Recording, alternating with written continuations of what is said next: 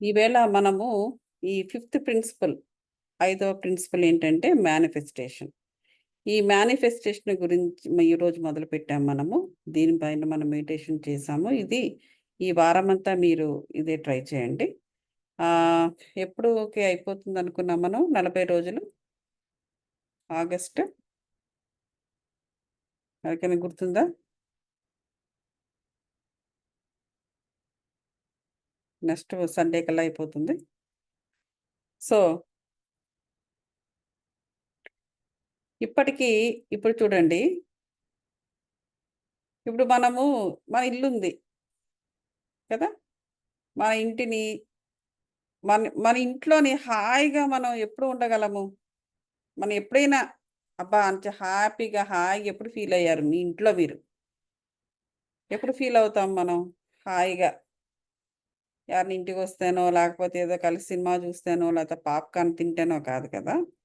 హాయిగా. ఆ హాయి కాదు. జనాలుంటే వచ్చే ఆ హ్యాపీనెస్ హాయి కాదు. చాలా పీస్‌ఫుల్‌గా, నిశ్చింతగా ఉండే హాయి. అది ఎప్పుడు జరుగుతుంది జనరల్‌గా? ఇల్లంతా క్లీన్ చేసుకొని, ఫస్ట్ ఇల్లంతా క్లీన్ చేసుకోవడము. ఆ తర్వాత ఎక్కడ అటు చెదురుమదురుగా పడిపోయిన బట్టలు, లేకపోతే అటు ఇటు సామాన్లు ఏమైనా ఉంటే అవన్నీ సర్దుకోవడము. ఆ తర్వాత హ్యాపీగా ఫీల్ అవ్వడము. రైట్? అప్పుడు మనం ఆ ఇల్లంతా చూసుకొని, అంత విశాలంగా అబ్బా! మన ఇల్లు ఇంత విశాలంగా ఉందా? అదే మొత్తం సామాన్లన్నీ ఉంటే ప్రతిదానికి కాళ్ళకి అడ్డం పడుతుంది. ప్రతి వస్తువు కాళ్ళ మధ్యలోకొస్తూ రావడమే. ఇక్కడ అవన్నీ ఎక్కడికక్కడ సం పక్కకు నెట్టేస్తే ఇంత మంచి ప్లేస్ ఉందని జెప్పేసి, మనం హాయిగా ఆ కిందనే కూర్చుండిపోతూ ఉంటాం. అది హాయి. సో, ఆ 3 ఇప్పుడు ఆ 3 ఏంటి అక్కడ మనం చెప్పుకునేది ఒకటి క్లీనింగు, ఇంకోటి క్లియర్ చేయడము వస్తువుల్ని, మూడోది హాయి. అప్పుడు మనము కిందనే ఒక చిన్న దిండేసుకొని కటిక నేల మీద పడుకుండిపోతాం. ఎందుకంటే వి ఫీల్ హాయి. లేదా ఒక చిన్న ఆహ్, ఎ ఇది చిన్న ఇది వేసుకొని కూర్చుండిపోతాం కిందనే. అబ్బా! హాయిగా హ్యాపీగుంది బాబు అనేసి.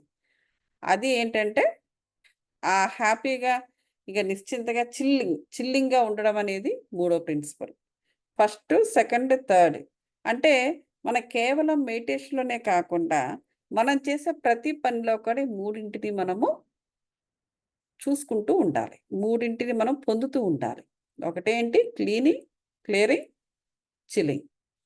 ఈ మూడింటిని కూడా మనం పొందుతూ ఉండాలి. అప్పుడు ఏమవుతూ ఉంటుందంటే, మనం చేసే ప్రతి పని మీద మనకి ఒక ఫెయిత్ డెవలప్ అవుతుంది ఫస్ట్. మనకున్న భయాలు చిన్న చిన్న భయాల దగ్గర నుంచి పెద్ద పెద్ద భయాలు, లేదా అపనమ్మకాలు, లేదా మూఢనమ్మకాలు ఇవన్నిటిని వదిలేస్తాం మనం. అసలు భయం లేకుండా ఉంటాం. ఈ ఫెయిత్ అనేది ఎక్కడైతే ఉందో ఇప్పుడు చూడండి. ప్రేమలో ఉండేటప్పుడు అందరికీ ప్రేమ అనేది తెలుసు కదా! ప్రేమలో ఉండేటప్పుడు భయమనేది ఉండదు. ఇంట్లో వాళ్ళకి చెప్పకుండా వెళ్లి కలుసుకొని రావడం. అంటే ఒక ఆ థ్రిల్లింగ్‌ని మనం తీసుకుంటాం బట్ నిజానికి అక్కడ భయం లేకపోవడం. ఎందుకంటే మనం ఆ ప్రేమలో ఉంటే భయమనేది ఉండదు. 2 ఒక దగ్గర ఉండవు. అక్కడ ఏముంటుందంటే ఫెయిత్ ఉంటుంది. అవతల వ్యక్తి మీద ఫెయిత్. సో, ఆ ఫెయిత్ అనేదే ఆ ప్రేమను ముందుకు తీసుకెళ్తుంది. అంతే తప్ప మనిషి కాదు. అవతల మనిషి ప్యూర్‌గా ఉన్నా, ఇంప్యూర్‌గా ఉన్నా, నువ్వు ప్రేమించినంత గొప్పగా అవతల వ్యక్తి ప్రేమిస్తుంది, లేదా ప్రేమిస్తున్నాడు అని నీకు తెలియదు. అని గ్యారంటీ కూడా లేదు. కానీ నిన్ను ఏది నడిపిస్తూ ఉంటుంది? నీ ఫెయిత్ నడిపిస్తూ ఉంటుంది. నీ ఫెయిత్ ఆ వ్యక్తి మీ ఆహ్, ఆ నీ ప్రేమ మీద ఉన్న ఫెయిత్ అది. నీకు ఎదుటి వ్యక్తి గురించి ఎప్పుడూ తెలీదు. ఈవెన్ ఈ రోజుకి కూడా పెళ్లి చేసుకున్నా, ఎన్నో కొన్ని సంవత్సరాల కాపురాలు చేసినా గూడా, కంప్లీట్‌గా ఏ వ్యక్తి గురించి మరో వ్యక్తికి తెలీదు. అయినా ధైర్యంగా నువ్వు ముందుకెళ్తున్నావు, ఆ వ్యక్తితో ప్రయాణం చేస్తున్నావు అంటే, అక్కడ ఫెయిత్. నీ లోపల నుంచి పుడుతున్న ఫెయిత్ అది. నీ ప్రేమకున్న శక్తది. అది నడిపిస్తోంది బండిని. అంతే తప్ప అవతల వ్యక్తి యొక్క ఇది కాదు. అదే సేమ్ కెమిస్ట్రీ అవతల వ్యక్తిలో కూడా జరుగుతుంది గాబట్టి, ఇద్దరూ కలిసి ప్రయాణం చేయడం అనేది జరుగుతూ ఉంటుంది. అలా కాకుండా ఏ ఇద్దరిలో ఒకరికి ఆ ప్రయాణం కుంటుపడిందనుకోండి, అప్పుడు కలిసి ప్రయాణం చేయడం అనేది ఉండదు. ఓన్లీ ఒక వ్యక్తి ప్రయాణం చేయడం అనేది ఉంటుంది. అది మరో రూపం తీసుకుంటుంది ఆ ఫెయిత్ అనేది. ఆ శక్తి అనేది మరో రూపాన్ని తీసుకొని ముందుకెళ్ళిపోతూ ఉంటుంది. సో, కాబట్టి ఎప్పుడూ కూడా మేనిఫెస్టేషన్ అంటే ఏంటంటే, కొత్తగా మేనిఫెస్ట్ అవ్వడం. అదంతా కూడా మన లోపల నుంచి వస్తున్న ఫెయిత్ మీద ఆధారపడి ఉంటుందే తప్ప, ఎవరో పరాయి వ్యక్తి మీద ఆధారపడి ఉండదు. ఇప్పుడు అర్థమైంది గదా! సో, ఇప్పుడు మన ఇంటిని క్లీన్ చేసుకొని, వస్తువులన్నీ క్లియర్ చేసేసుకొని, మనం హ్యాపీగా ఇంత బావుంది నా ఇల్లు నాకే ముచ్చటేస్తుందని జెప్పేసి కింద చెత్తకిలో పడి హ్యాపీగా నిద్రపోతాం. ఒక గంటో, అరగంటో. ఆ తృప్తి అంటే ఏంటి? నువ్వు చాలా పరిపూర్ణంగా చేసేసాం మనం. To the best, to your best అన్నమాట. అనేటువంటి ఆ తృప్తి, నేను భలే చేయగలిగాను అనేటువంటి ఫెయిత్, అదంతా కూడా ఒక శక్తి. దానివల్ల వచ్చిన పర్యవసానం ఏంటంటే, నీకొచ్చే హ్యాపీనెస్ అదే మేనిఫెస్ట్ అవుతుంది. ఎప్పుడైతే అది మేనిఫెస్ట్ అయిపోయిందో ఏమవుతుందంటే, ఎప్పుడు అలా మెయింటైన్ అవ్వడం జరుగుతూ ఉంటుంది. సో, కాబట్టి మనం మూడే గుర్తుపెట్టుకోవాలి. ఒకటి ఏంటంటే క్లెన్లీనెస్, రెండోది క్లియర్‌గా ఉండడము, లోపల energy all 7 bodies. And third one ఏంటంటే మనకు వచ్చే ఆలోచన ఎప్పుడు కూడా ఎక్స్‌పెక్టేషన్ అనేది ఉండకూడదు. భయాలనేవి ఉండకూడదు. ఎండ్ రిజల్ట్ గురించి ఆలోచించకుండా మనం సరి అయిన కర్మ చేసుకుంటూ వెళ్ళిపోవాలి. సరైన కర్మ అనేది ఎలా ఉంటుందో మనకి భగవద్గీతలో చాలా చెప్పారు కృష్ణుల వారు. సరి అయిన కర్మ చేయడము. నువ్వు చిన్న పని చేసినా కూడా సరిగ్గా చేశావా లేదా? అందులో నీవు పరిపూర్ణతను వెతుక్కుంటూనే ఉండాలి. చిన్న పనే అది. ఆ పని ప్రతి వాళ్ళు చేసే పనే మళ్ళీను. అదే పెద్ద విశేషమేం కాకపోవచ్చు. That is okay. ప్రతిసారి మనం పొద్దున్న లేచిన దగ్గర నుంచి రాత్రి పడుకునేంత వరకు ఒక పెద్ద బృహత్ కార్యాలు మనం షోల్డర్స్ మీద తీసుకోవాల్సిన అవసరం లేదు. అంత బరువైన పాత్రలు వహించాల్సిన అవసరమే లేదు. ఎందుకు? బరువైన పాత్రలు వహించేసి, పాత్రలు పోషించేసి, బరువైన పెయిన్స్‌నంతా అనుభవించేసి, విపరీతమైన దుఃఖాన్ని అనుభవించి, దాంట్లో నుంచి ఇంకేదో జ్ఞానం తీసేసుకోవాలని చెప్పి అంత కష్టపడాల్సిన అవసరం లేదు. అంత కష్టపడాల్సిన అవసరమే లేదు. No pain. పెయిన్‌లో ఉండేటప్పుడు బ్యాలన్స్ అనేది ఉండదు మైండ్‌కి.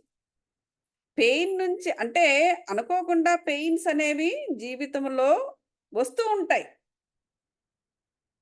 సో, అటువంటప్పుడేంటంటే మన మనస్సుని, మన శరీరం దగ్గర నుంచి ప్రతి ఒక్కదానిని ఆత్మని కూడా ఎంతూసియాస్టిక్‌గా, ఉత్సాహంగా మనం ప్రిపేర్ చేసుకోవాలి. ఆ పెయిన్‌కి మనం లోబడిపోయి, గురైపోయి, బానిసైపోకుండా దాని నుంచి ఏదో నేర్చుకోవడానికి మనల్ని మనం తయారు చేసుకొని దాని నుండి జ్ఞానాన్ని, విజ్డమ్‌ని తీసుకోవాలి. అంతేగాని కావాలని పెయిన్ ఉంటేనే విజ్డమ్ వస్తుంది కాబట్టి నేను పెయిన్ ఇన్వైట్ చేస్తున్నాను అని చేయకూడదు. అర్థమైందండి? మేనిఫెస్టేషన్‌లో ఎక్కడా కూడా పెయిన్ గురించి రాలేదు మనకి. పెయిన్ అనేది వచ్చినప్పుడు దానిని పాజిటివ్‌గా ఎలా మార్చుకోవాలి? పెయిన్ అనేది నెగెటివ్. అంటే that goes against to your soul. మన సోల్‌కి ఎగైనెస్ట్‌గా, ఆపోజిట్ డైరెక్షన్‌లో పనిచేస్తుంది.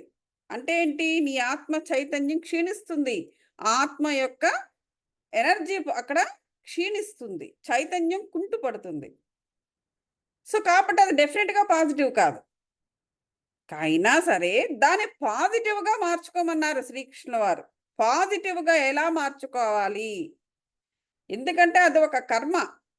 నువ్వు చేసే కర్మకది పర్యవసానం. సో, ఆ పర్యవసానం నుండి వచ్చేది ఏమొస్తుంది? జ్ఞానమే వస్తుంది నీకు. ఇంక మరోటి వచ్చేదేమీ ఉండదు. కాబట్టి దాన్ని బిలీవ్ చేయమన్నాడాయన. జ్ఞానం అనేది వస్తుంది, స్పిరిచువల్ విజ్డమ్ అనేది తీసుకోమని చెప్పారే తప్ప, నువ్వు జ్ఞానం రావాలంటే పెయిన్‌నే నువ్వు ఆశ్రయించాలి. నువ్వెప్పుడు పెయిన్‌నే ఇన్వైట్ చేస్తుండాలని ఎక్కడ రాసిలేదు. దేర్ ఈస్ ఎ డిఫరెన్స్ దీనికి, దానికి. అది వచ్చినప్పుడు ఇలాగా పాజిటివ్‌గా మార్చుకోండి. రానప్పుడు నీలో నువ్వు కనెక్ట్ అయి ఉండు. నీ ఆత్మతో నువ్వు కనెక్ట్ అయి ఉండు. చైతన్యవంతులుగా ఉండు. సరి అయిన కర్మ చెయ్యు. నువ్వు సరైన కర్మ చేసినప్పుడు ఆటోమేటిక్‌గా నీకు ఎండ్ రిజల్ట్ బానే ఉంటుంది. దాని గురించి వర్రీ ఎందుకు? అది ఏమిటి, ఏమిటి, ఏమిటి అని. అది ఎండ్ రిజల్ట్ గురించి వర్రీ అయినప్పుడు ఆ వర్రీ మళ్ళీ సోల్‌కి ఎగనెస్ట్‌గా బిహేవ్ చే ఆపోజిట్‌గా పనిచేస్తుంది. That is again it will become negative. So, కాబట్టి మేనిఫెస్ట్ అవ్వాలి అంటే మనకక్కడ వర్రీ అనేది ఉండకూడదు. ఫోర్త్ ప్రిన్సిపల్ మనం చెప్పుకున్నాం. ఫిఫ్త్ ప్రిన్సిపల్‌లో ఏమిటంటే, ఇవన్నీ మూడింటిని నువ్వు సవ్యంగా చేస్తే నీకు జరిగేది అక్కడ ఏంటంటే, అదే. నువ్వేం కోరుకున్నావో అదే జరుగుతుంది. అదే మేనిఫెస్టేషన్ అవ్వడనమాట. సో, ఈ ఐదవ ప్రిన్సిపల్ ఈ నాలుగింటి మీద ఆధారపడి ఉంటుంది. అది మనం ఎట్లాగా మనము చిన్న చిన్న పనుల నుంచే మన రోజు చేసే పనులు, చిన్న చిన్న పనుల నుంచే మనము దాన్ని ఎక్స్‌పీరియన్స్ చేస్తూ ఉండాలి. ప్రత్యేకంగా మనం ఇంకెక్కడికో వెళ్ళిపోయి ట్రెక్కింగ్ చేస్తూ, లేతే ఇంకెక్కడికో వెళ్ళిపోయి ఏ కొండల్లో, కోనల్లో ఉంటో, లేపోతే ఇంకెక్కడికో వెళ్ళిపోయి ఏ గుహల్లోనో దూరి దాన్ని వెతకడానికి ట్రై చేయకూడదు. అక్కడ ఏమీ దొరకదు. ఏమీ దొరకదు. నీకు దొరికేది దీనికి సమాధానం నీకు నీలోనే దొరుకుతుంది. ఇంకెక్కడెక్కడికో వెళ్ళిపోతే దొరకదు. అది ఎలా దొరుకుతుంది అంటే మనం చేసే చిన్న చిన్న పనులు. దాంటి నుంచే మనము డెవలప్ చేసుకోవాలి. ఇప్పుడు మనం ఒక వస్తువు తెప్పించుకున్నాం. ఏదో, ఏదో తెప్పించుకున్నాం అమెజాన్ నుంచి. ఏదో అప్పటికొక ఆలోచనొచ్చింది. ఈ ఆలోచనతోటి, ఆ ఆలోచనతోటి ఈ వస్తువు ఉంటే నేనది చేస్తాను. మరి చేయాలి గదా! ఆ వస్తువు వస్తుంది. అమెజాన్‌లో అది అలాగా మెయిల్ బాక్స్‌లో పడుంటుంది. ఎప్పుడో మనం అక్కడ మెయిల్ బాక్స్‌కెళ్ళినప్పుడు దాన్ని ఓపెన్ చేసి తీసుకొస్తాము.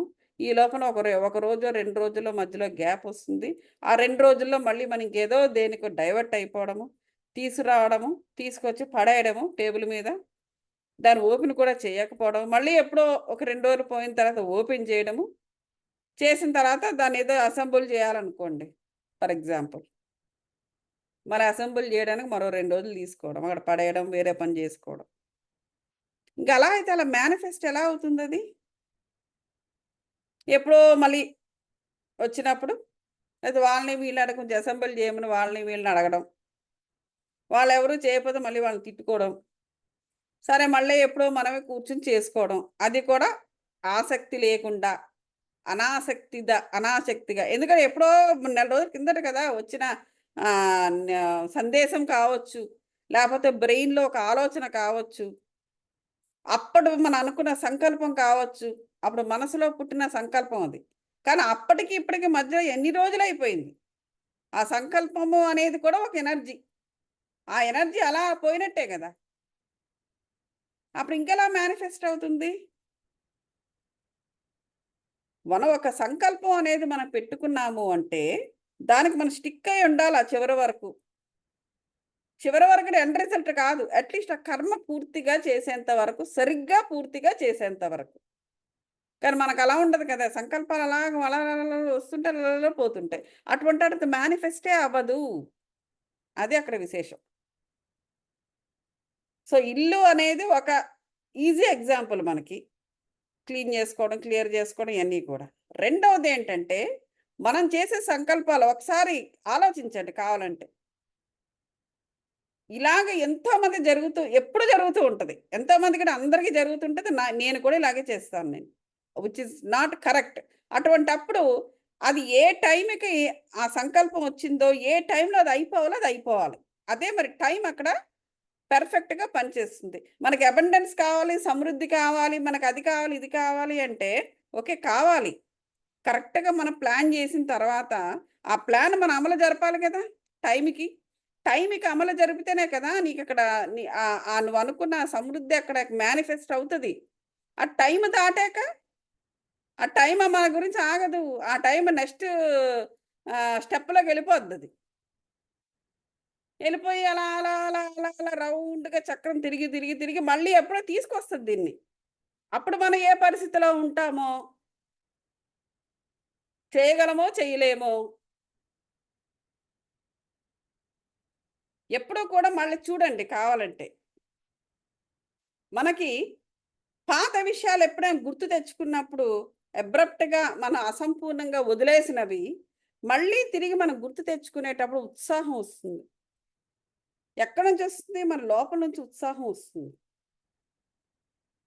ఆ వదిలేయడం అనేది అంటే ఏంటంటే అన్ని సంవత్సరాల తర్వాత మళ్ళీ అది చెయ్యాలనిపించడము, అది చేద్దాం అనుకునేటప్పుడు ఉత్సాహం రావడం ఎందుకలా జరిగిందంటే, మళ్ళీ నీకు రౌండ్‌గా తీసుకొచ్చి నిన్ను ఆ పాయింట్‌కి తీసుకొచ్చింది కాలము. కానీ అప్పుడు చేసేది నువ్వు తీరా తీసుకొచ్చిన తర్వాత నువ్వు చేసే పరిస్థితిలో ఉన్నావో లేదో చూసారా? నువ్వు చేసే పరిస్థితిలో ఉన్నప్పుడు డిస్ట్రాక్టెడ్. అది మళ్ళీ ఒక 2 ఏళ్ల తర్వాత, 3 ఏళ్ల తర్వాత మళ్ళీ నిన్నలా తీసుకొచ్చి ఆ పాయింట్‌కి తీసుకొచ్చినప్పుడు, అప్పుడు నువ్వు వేరే పరిస్థితిలో ఉన్నావు.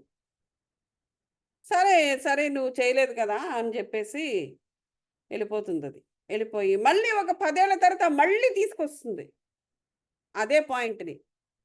మళ్ళీ, మళ్ళీ, మళ్ళీ, మళ్ళీ. ఎప్పుడు నువ్వు మళ్ళీ తిరిగి, తిరిగి చేసేంత వరకు. అప్పుడు పరిస్థితి ఇంకెలా ఉంటదో. మళ్ళీ ఓ 50 ఏళ్ళు అప్పుడు మనం ఉండనే ఉండం. అప్పుడు నెక్స్ట్ జన్మకది పోస్ట్‌పోన్ అవుతుంది. సో, నువ్వు చెయ్యలేనప్పుడు నువ్వు సంకల్పం చెయ్యడం ఎందుకు? మళ్ళీ దాన్ని మళ్ళీ నెక్స్ట్ జన్మకి పోస్ట్‌పోన్ జేసుకోవడం ఎందుకు?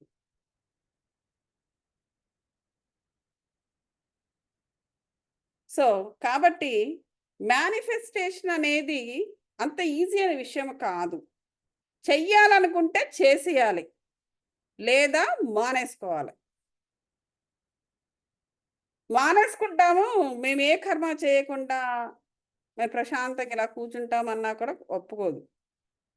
కాబట్టి చేస్తూనే ఉండాలి మనం. కాబట్టి ఇది ఎల్లప్పుడూ జరిగే ఒక ప్రక్రియ. నేను చెప్పాను గదా! మధ్యలో వంట కూడా మనకు క్రియేటింగ్. ఎవ్రీ డే మనం వంట చేసుకొని తింటున్నాం. ఆఖరి ఒక స్మూతీ ప్రిపేర్ చేసుకున్నాం ఫర్ ఎగ్జాంపుల్. అవి ఇవి, ఇవి ఇవి రకరకాల పళ్ళేసేసి మిక్సీలో కొట్టి పడేసాం.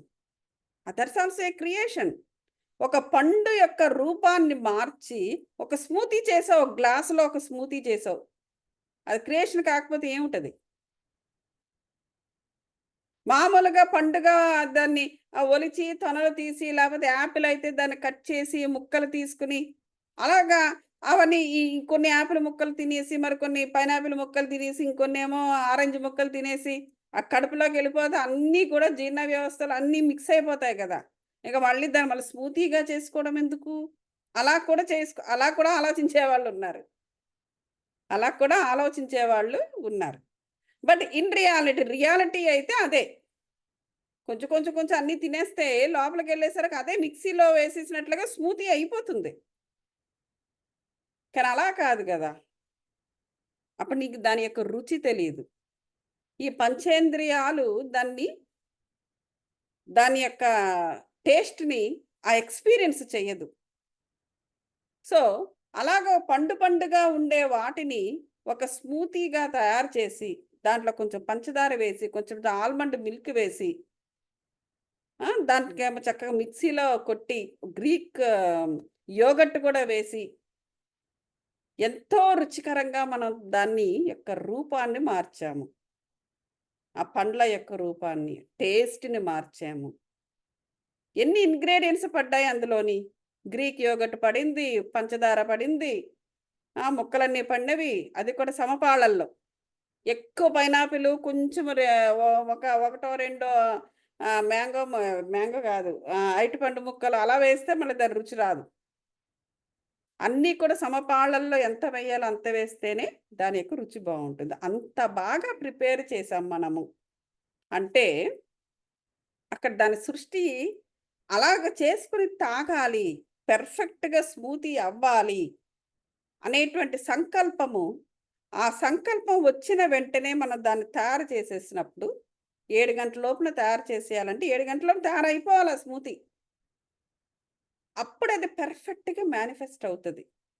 ఆ కాలము కూడా దానికి సహకరిస్తుంది. 7 గంటల లోపున అయిపోవాలంటే అయిపోవాలి. అలా కాకుండా సర్లే స్మూతీలే ఏముంది మిక్సీలో పెట్టి ఎప్పుడైనా ఓడిలా కొట్టేస్తే అయిపోతుందిలే. ఓ 10కి తాగుదాంలే అనుకుంటే అప్పుడు సరిగ్గా రాదు రుచి. ఏదో కొంచెం పలచగా అయిపోవడమో ఏదో జరిగిపోతుంది. 7:00 లోపున జరిగిపోవాలి అని మనం సంకల్పం చేసుకున్నప్పుడు 7:00 లోపున చేసేయాల్సిందే. అప్పుడే దాని రుచి వస్తుంది. అది ఏదో ఒకటి ఎక్కువ తక్కువ అయిపోవడము, దాని రుచి మారిపోవడం జరుగుతుంది. సో, అదే విధంగా ఈ మేనిఫెస్టేషన్ అనేది కూడా అలాంటిదే. ఎందుకంటే ఇది కాలంతోటి ముడిపడి ఉంటుంది. కర్మ. అది కూడా ఒక కర్మ కదా! సంకల్పం రావడము, అది ఏదో ఎందుకో వచ్చింది. మంచిదే. కర్మ ఎప్పుడూ కూడా టైముతో కలిసి పనిచేస్తుంది. మనం ఇంతకు మునుపే చాలా చెప్పుకున్నాము. ఇలాబొరేటెడ్‌గా ద 12 లాస్ ఆఫ్ కర్మ. రైట్? మన ఆ బుక్ చాలా సంపూర్ణంగా బుక్ ఏంటి దానికి మించి ఇంకా చాలా విషయాలు మనం మాట్లాడుకున్నాం. ద 12 లాస్ ఆఫ్ కర్మ గురించి. సో, కాబట్టి ఆ కర్మ అనేది ఎప్పుడు కూడా టైముతో చాలా క్లోజ్‌గా పనిచేస్తుంది. మన సంకల్పం సంపూర్ణం అవ్వాలి, మేనిఫెస్ట్ అవ్వాలి అంటే, ఆ రెండిటి యొక్క సహాయ సహకారాలు మనకి కావలసి ఉంటుంది.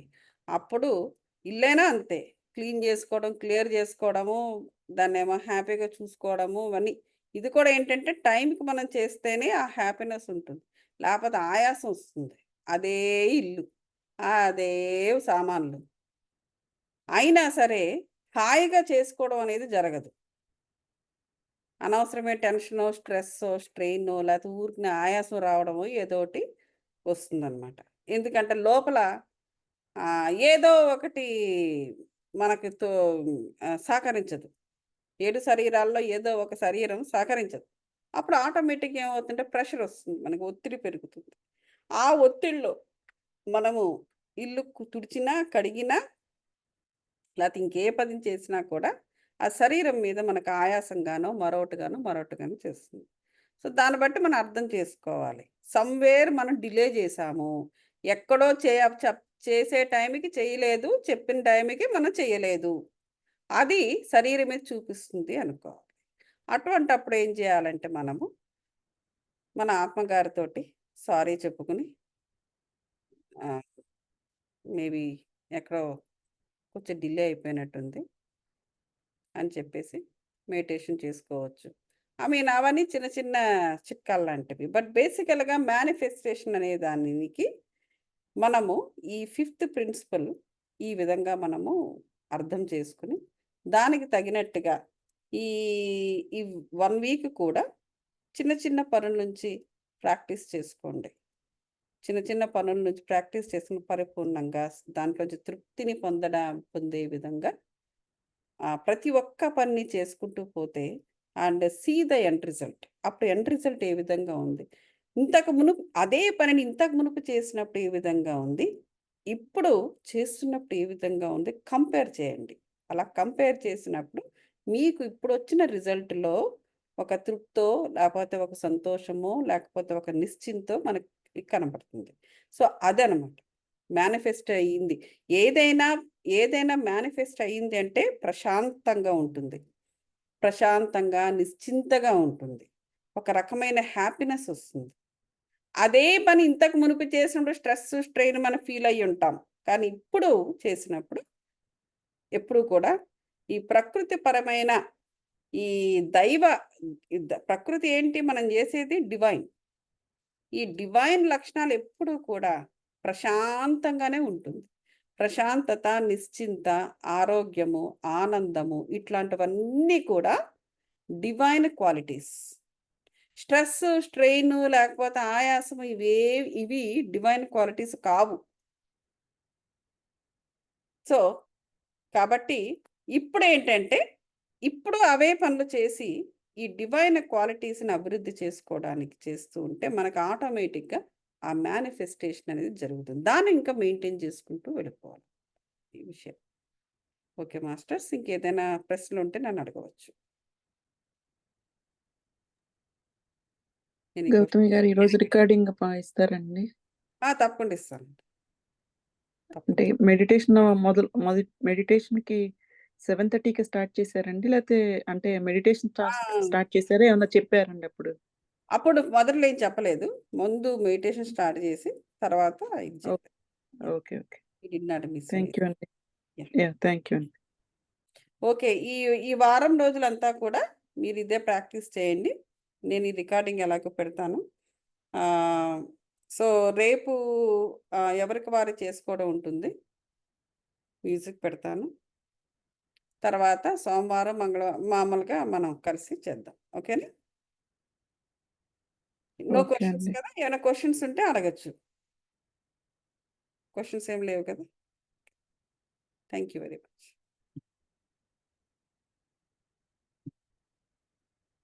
ఓహ్! నేను రికార్డ్ చేయలేదా? ఓహ్! రికార్డ్ అవుతుందా? ఓకే. ఓకే.